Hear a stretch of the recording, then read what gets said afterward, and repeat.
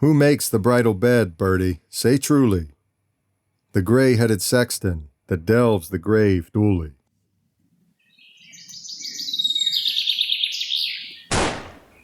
It was 9 o'clock on a sparkling Saturday morning in October.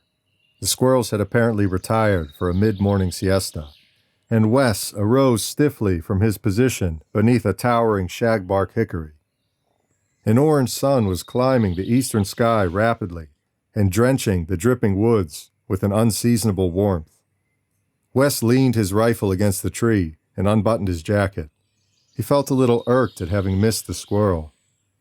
He had seen 4 or 5, but that had been his only good shot, the one that came slithering down the tree directly in front of him.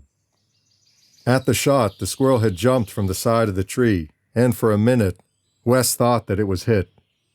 Then he heard the squirrel scamper off among the dead leaves. Wes picked up his rifle and started slowly for home. He still had the yard to mow.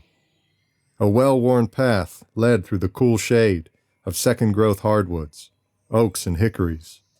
The damp, leaf-carpeted woodland floor was punctured haphazardly with moss-padded gray limestone. The path led past the remnants of an abandoned quarry. Wes paused to chunk a rock into the green algae-covered water of the quarry hole. Then he turned off onto the railroad track. It was longer home this way, and harder walking among the rotted ties and lecherous honeysuckle. The sagging rails were brown and rusty with disuse. Wes walked along them, placing one foot carefully in front of the other, falling off every few steps. He followed the path of the old railbed until it turned east across the brown harvested fields. Then he turned into the woods again. In a rain-washed red clay gully, he stooped and picked up a flattened hog rifle ball. He scraped the mud from the oxidized lead and examined it. Well, Wes wondered when it had been fired, who had fired it, and at what, or whom. Perhaps some early settler or explorer had aimed it at a menacing Indian. More likely it had been intended for game, for a table of some later date, when the Indians were all gone. Perhaps it had been fired only 30 or 40 years ago. The old muzzle loaders were used in this part of the country until fairly recently, he knew. As Wes examined the rifle ball, the woods became populated with ghosts of lean, rangy frontiersmen, with powder horns and bullet pouches slung from their shoulders, and carrying long-barreled, brass-trimmed rifles with brown gold maple stocks. Wes pocketed the relic and walked quietly through the time-haunted woods.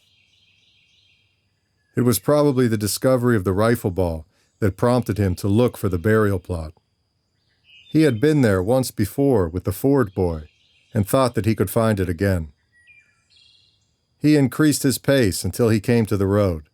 Crossing to the other side, he climbed through a disreputable-looking barbed wire fence and struck out in the direction of the burial ground. The trees were strung with glistening, dew-beaded spiderwebs, which Wes occasionally ran into, and the sun was getting a little warm for his heavy clothing. The cemetery was not exactly where he remembered it being, and he stumbled upon it almost by accident. As he entered this forgotten resting place, the rich and lonely haunted feeling thickened in the air. Here in the graveyard, scrubby pines grew boldly within a circle of oaks and hickories. The stones nestled secretively beneath the tangled honeysuckle. They were moss-mellowed and weather-stained in that rustic way which charms lovers of old things. Wes moved about among the stones, pushing back the choking vines and weeds and reading the inscriptions. So old they were, so forgotten, especially forgotten. Just a few feet beneath this soil lay the chalky bones of people who had, in all probability, walked here even as he did now. The bearded stones themselves seemed arrested in that transitory state of decay which still recalls the familiar, which pauses in the descent into antiquities unrecognizable and barely guessable as to origin. 1834, for instance, was a year one could remember. In this year, a stone said, the source of life had reclaimed his own. One Susan Ledbetter. Susan had lived on this earth a full 17 years. From a simple carved stone, the marble turned into a monument. From a gravestone to the surviving integral tie to a once warm-blooded, live human. Wes pictured Susan. She was blue-eyed and yellow-haired, soft and bright in her homespun dress. 1834 was a year one could remember, not like 1215 or 1066, but a real year.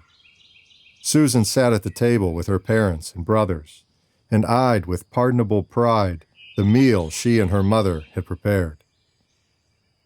There were stacks of steaming golden cornbread, eager to soak up the fresh churned butter, a bowl of collard greens, and one of pinto beans, each laced delicately with the flavor of pork scraps, and the fragrant platter of fried pork tenderloin. Stewed apples crowded in a chipped blue chinaware bowl, and an earthenware crock of cool buttermilk promised respite from the heat of the day. As Susan watched her brothers eat, she swelled with womanly pride. Susan should have a lover, and the lover looked strangely like Wes. He came courting, a gangly 18-year-old with dark, serious eyes and a quick grin. On warm summer evenings, they sat on the front stoop and talked about the things they knew. Neighbors and folks and crops and childhood and parents. The boy tried to tell her funny things he had heard the men say at Josh Moore's store, but they never had the same ring to them. She laughed or smiled, but he felt an empty flatness in their repetition. And so he told her the things he dreamed of. Bashfully at first, but always dark-eyed and serious.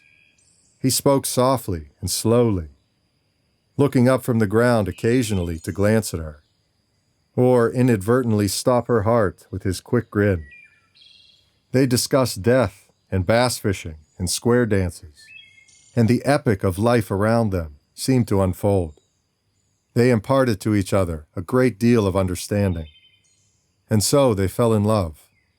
He first with her eyes and hands, and then her shoulders and soft rounded hips. She with his arms and neck and wild brown hair. Not that they spoke of these things. No words of love passed between them. And at night, when he kissed her, standing there on the stoop, and wheeled around and headed for the gate, it seemed that he must tell her how he felt. He would turn at the gate and look back to see her standing luminescent beneath the autumn stars, and he wanted to run back and crush her in his arms and whisper wild things in her ear. But he simply raised his hand, and she hers, and he ambled home emptily beneath the wind-tortured trees that spoke on behalf of the silent stars. You walk here, as so many others have walked. The ancient oaks have seen them. The life sap courses through these twisted limbs as it flows hot through your veins, for a while. The branching creek-rooted cottonwood cares not for the trees that sucked at this damp earth before its birth, but only for the earth, and the sun warmth, and the seed. You walk here, moon-warmed and wind-kissed.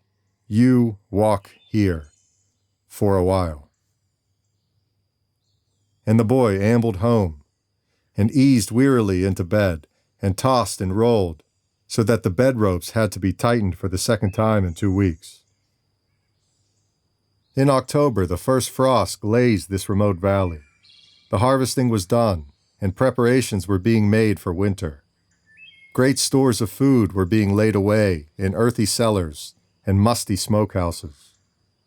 The rich smell of wood smoke hung in the valley, promising the peace and warmth of winter nights before a friendly fire. The savory aroma of hog meat being cooked in great black outdoor kettles spoke of bountiful tables and festivity within the house warmth of winter. It was a very good time of year, the time of year when one reflects with satisfaction on a well-done summer's work. For Susan, it was a very good time of year. She kept busy with endless household chores and minded them not in the least. In fact, she was barely conscious of them, and more than once was surprised, upon turning to some project or other, to discover that she had already done it. Had she been superstitious, she might have insisted that some kind of fairy folk washed the tomatoes that she left on the sideboard. Perhaps her thoughts were a little too much taken with a tall, lean, and dark-eyed man. To her, he was very much a man, and perhaps he was. As yet, there had been no serious talk between them, but she knew, and she was willing to permit him to take his time. The question of her future was settled quite agreeably, and her youth had told her all was well. Give him time. All will be well. The boy himself was likewise busy with chores. It was a busy time of year, a good time of year. The crisp mornings got one out of bed almost by force. Fried eggs and sausage tasted so much better when there was frost in the air. As he swung out the door, swinging the milk pail, the tingling air filled his nostrils with seductive promises. Chickens scattered at his approach, clucking nervously. He swung his pail at them and laughed as they broke into panic. Passing the wood ricks, he noted with satisfaction that nearly all of the logs had been cut and stacked in martial order between poles and driven into the ground. There was a full cord of shiny triangular sticks of split yellow pine kindling. The very air seemed glutinous with rich plenty. Reaching the barn, it was a small shed of great weathered planking. He loosened the leather thong from the nail and entered with a loud and hearty greeting for the surprised milch cow. Diurnal forces carpeted the forest floor with thick layers of crunchy brown leaves, torn from the half-naked trees. Long enough these leaves had shaded the wooded ridges and slopes. Now they returned to the earth, to decay, and so provide life and sustenance for their unformed successors. Long enough, leaves. The year was 1834, and a very fine year it was. It was fall, and that is a good time of year. In a rocky woodland glen, a minor tragedy occurred.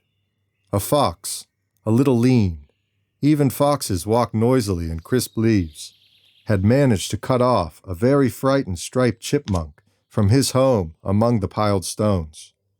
The fox sprang full upon the chipmunk, but before he could get his sharp little teeth into the furry prize, it had slipped between his legs. The fox whirled frantically and pounced again, this time pinning the chipmunk between his forepaws. Cautiously, he lowered his head to complete the capture. He opened his mouth and released the pressure of his paws, but the chipmunk was too quick for him. His teeth clicked with a clear ringing snap in the frosty air. The chipmunk was a flash of golden brown, streaking for a crevice in the rocks.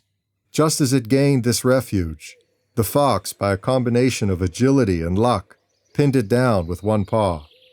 But the chipmunk was inside the crevice, and the fox could not get his sharp, pointed snout through the crack far enough to reach it.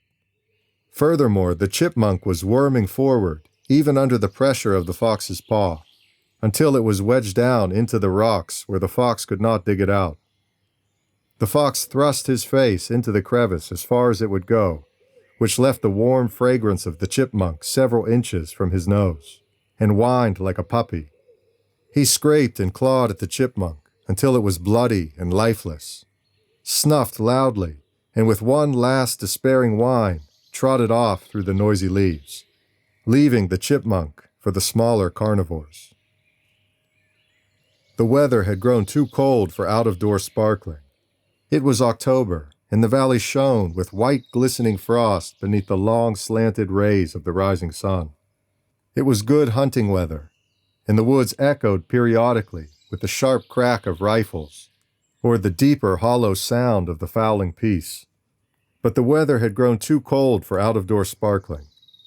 Susan and the boy occasionally sat in the front room of her house on chilly evenings and shared conversation with her parents and her brothers. The brothers were tolerant, but a little amused, and they made the boy uncomfortable. Sometimes everyone would go to bed and leave the two of them alone for a little while before the boy had to depart. On these occasions, the boy was even more flustered than when the family was in the room. He would say, "Well, Susan, I guess I'd better be getting along." And she would say, "Oh, don't go just yet. It's not so late." And he would say, "Well, I have to be leaving pretty soon," and look darkly at her until she lowered her head with an embarrassed smile, and then he would reach over a little awkwardly and kiss her on the cheek. She would look up just a little, and he would hold her shoulders and kiss her on the mouth. Nothing was ever so soft and warm and sweet-scented. He would hold her for a while, not speaking, but his breath catching a little in his throat, distrusting his voice altogether. After a while, she would look up at him, rather boldly, he thought, and ask him would she see him tomorrow, or would he be at Arwood Saturday night, or what?